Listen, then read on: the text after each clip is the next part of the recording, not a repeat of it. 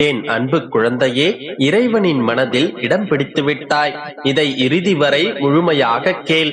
இனி உன்னுடைய வாழ்க்கை மாறப்போவதை நீயே உணர்வாய். இறைவன் மனதில் இடம் பிடிக்க வேண்டும் என்றால் ஆடம்பரமான பூஜை செய்து யாகங்களை வளர்த்து அஷ்ட சாஸ்திரத்தை கற்று தேர வேண்டும் என்பதில்லை. உன்னை போல் அன்பின் உருவமாய் இருந்தாலே போதும். வெகுளியான மனதை கொண்டிருந்தாலே போதும். இறைவன் மனதில் இடம் பிடிக்கும் அளவிற்கு நான் என்ன அப்பா செய்தேன் என்றுதானே கேட்கின்றாய்? என் தங்கமே, இதோ நீ செய்த சாதனைகளை எல்லாம் கூறுகின்றேன் கேள். இயலாதவர்களை நீ பார்த்த போதெல்லாம் உன்னால் இயன்ற அளவிற்கு உதவினாயல்லவா? அப்பொழுது இறைவன் மனதில் நீங்காத இடம் பிடித்து விட்டாய். உதவி செய்வது மட்டுமல்ல, மனதில் ஒருவருக்கு நன்றாக இருக்க வேண்டும், அவர்களை சுற்றி நல்லதே நடக்க வேண்டும் என்கின்ற பிரார்த்தனை செய்தாயல்லவா? அதுவும் ஒரு உதவிதான். உனக்கே பல சோதனைகளும் கஷ்டங்களும் இருக்கும் போது அடுத்தவர்கள் துன்பத்தை பார்த்து கண் கலங்கினாய் அல்லவா? மனம் இறங்கினாய் அல்லவா? அதுவும் ஓர் உதவிதான். அழுகின்ற ஆன்மாவை பார்த்து எல்லாம் சரியாக விடும், நான் உனக்காக பிரார்த்திக்கிறேன் என்று பதில் தந்தாயல்லவா? இது நீ அந்த மனதிற்கு செய்த பேருதவி. தற்காலிகமாக அந்த மனதை நீ ஆறுதல் படுத்தினாய். அழுகையின் புதைந்திருந்த அந்த மனம் உன்னுடைய ஒரு நொடி வார்த்தையில் மகிழ்ந்ததே. அந்த நொடி இறைவன் உன்னுள் நுழைந்தான்.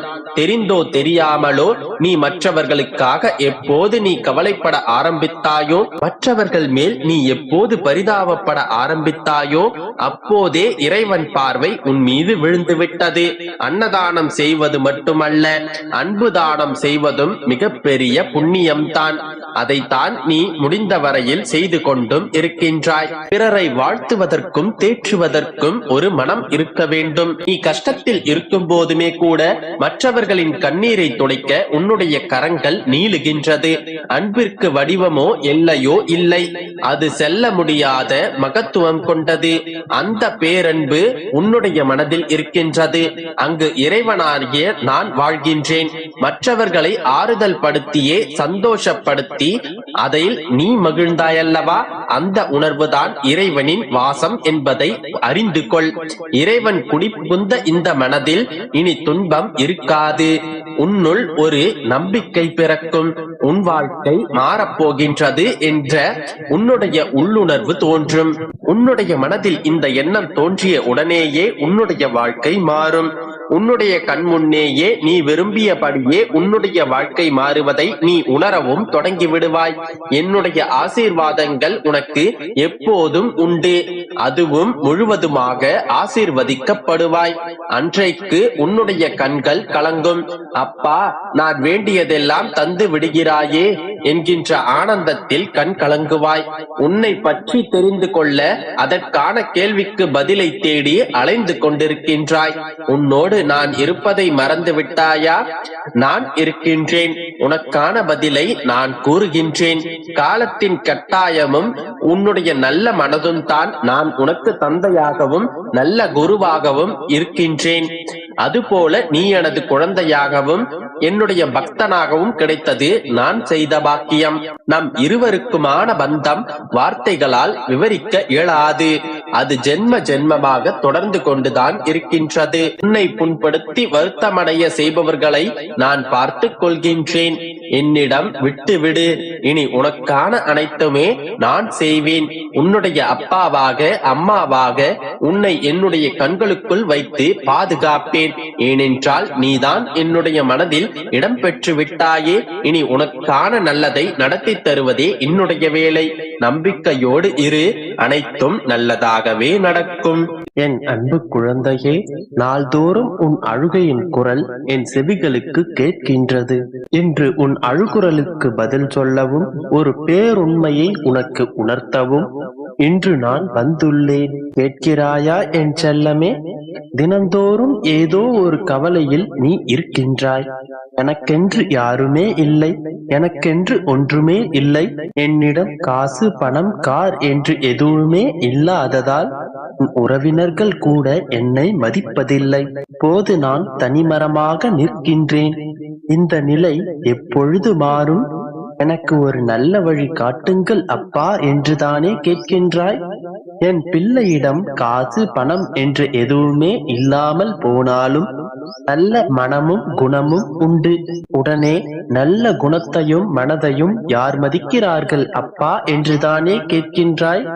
நான் இத்தனை கஷ்டங்கள் படுகின்றேன், ஆனால் எனக்கு ஆறுதல் சொல்லக்கூட ஒருவரும் இல்லை என்று கவலைப்படுகின்றாய். செல்லமே, ஒரு உண்மையை புரிந்து கொள். பல ஊர்களுக்கு யாத்திரை சென்ற குருநானக் ஒரு ஊரில் தங்கினார். அந்த ஊரில் குரு நானக்கை ஒரு பணக்காரர் தன் வீட்டில் விருந்து உண்ண அழைத்தார். இந்த ஊரிலேயே மிகவும் பணக்காரர் நான் நினைத்ததை சாதிக்கும் பலம் என்னிடம் இருக்கின்றது. உங்களுக்கு ஏதாவது வேண்டுமென்றால் என்னிடம் கூறுங்கள் என்று பெருமையுடன் அவரிடம் அறிமுகப்படுத்திக் கொண்டார்.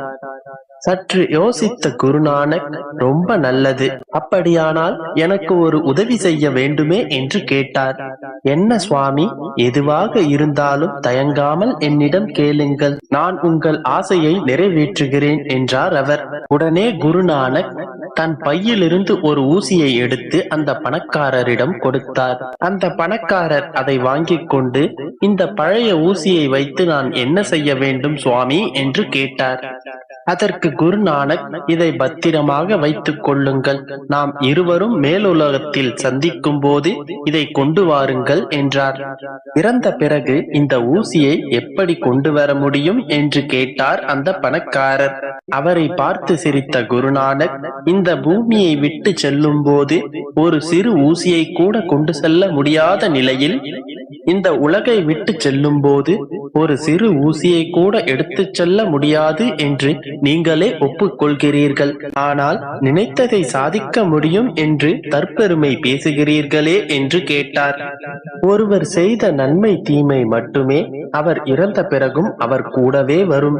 செல்வத்தால் யாரும் கர்வப்பட தேவையில்லை.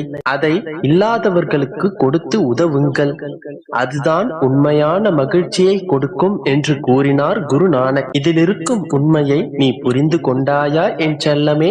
இதை நீ சரியாக புரிந்து கொண்டால் இதன் பிறகு எனக்காக யாரும் இல்லை, என்னிடம் எதுவும் இல்லை என்று புலம்ப மாட்டாய். உன்னால் காசு பணம் சொத்து என்று அனைத்து செல்வத்தையும் சேர்க்க முடியாமல் போனாலும் நல்லதை நினைத்து உன்னால் முடிந்தவரை பிறருக்கு உதவியை செய்து உன்னுடைய புண்ணிய பலன்களை நீ சேர்த்துக்கொள். இவை மட்டுமே உனக்கு தக்க சமயத்தில் உனக்கு பலன் கொடுக்கும்.